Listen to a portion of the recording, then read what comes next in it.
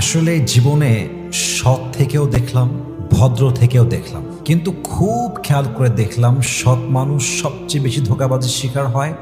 আর মানুষ আসলে আপনার ভদ্রতাকে আপনার দুর্বলতা হিসেবে দেখে। এজন্য আমি নিয়ত করলাম যে সৎ আজীবন থাকবো, তবে ভদ্রতার ক্ষেত্রে একটা রেস্ট্রিকশন দিব এইভাবে যে যেখানে ভদ্র হলে কাজ হয়ে যাবে সেখানে আমি ভদ্র থাকব, কিন্তু যেখানে আমার ভদ্র হয়ে কাজ চলবে না সেখানে আমি এমন ভয়ঙ্কর রূপ ধারণ করব যে সামনের মানুষটা আমার সামনে মাথা নত করতে বাধ্য হবে। ঠিক কিনা বলেন?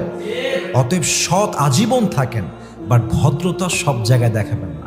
সব জায়গায় ভদ্রতা দেখাতে গেলে বাসটা আপনি অনেক বড় খাবেন। এজন্য সব জায়গায় অনেস্ট থাকবেন, কিন্তু সব জায়গায় ভদ্র হলে আপনার জীবনটা সুন্দর হবে না। আল্লাহ আমাদের সবাইকে বোঝার তৌফিক দান করুক। পড়েন সবাই আমিন।